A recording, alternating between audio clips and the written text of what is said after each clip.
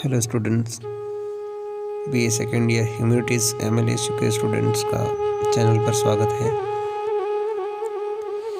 आइए first paper का एक नई यूनिट का एक नया सवाल देखते हैं। भारत में पश्चिमी शिक्षा और आधुनिक विचार का प्रयोग।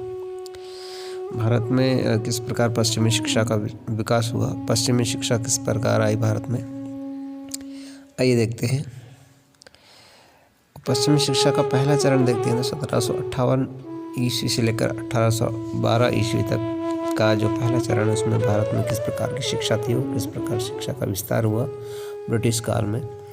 चलिए पढ़ते हैं इसको।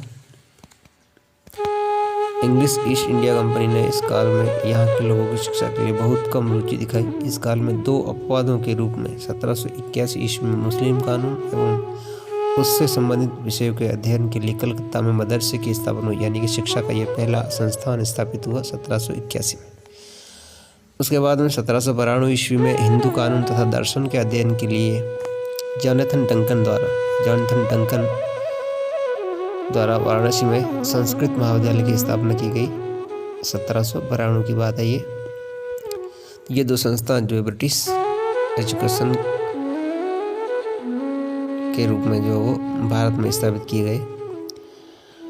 इन दोनों संस्थानों की स्थापना मुख्यतः कंपनी कोड में कानून प्रशासन के सहायता के योग्य भारतीयों की नियुक्ति के लिए की गई, यानी योग्य भारतीय हो इसलिए ये संस्थान स्थापित की गई, जिसमें भारत के उन इस प्रकार के लोगों को चुनना जो कि ब्रिटिश कानून में वो ब्रिटिश प्रशासन में जो वो सहायता प्रदान करें। उसके बाद में एक संस्था की स्थापना होती है जिसका नाम है एशियाटिक सोसाइटी।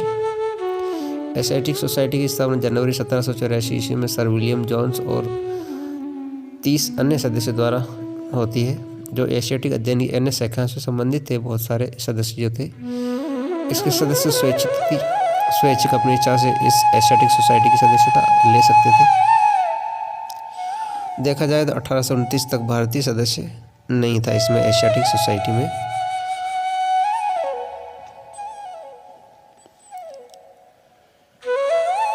ये क्या था, इंग्लैंड एवं पश्चिम में भारत से संबंधित विभिन्न विषयों के अध्ययन के प्रसार का श्रेय जो वो एशियाटिक सोसाइटी को दिया जाता है। यानी एशियाटिक सोसाइटी जो है भारत से रिलेटेड जो है विभिन्न विषयों का जो अध्ययन करती थी, शिक्षा से रिलेटेड विषयों का अध्ययन करती थी एशियाटिक सोसाइटी। तो ये आपका पहला चरण था। चलिए दूसरा चरण के बारे में अपन कल चर्चा करेंगे।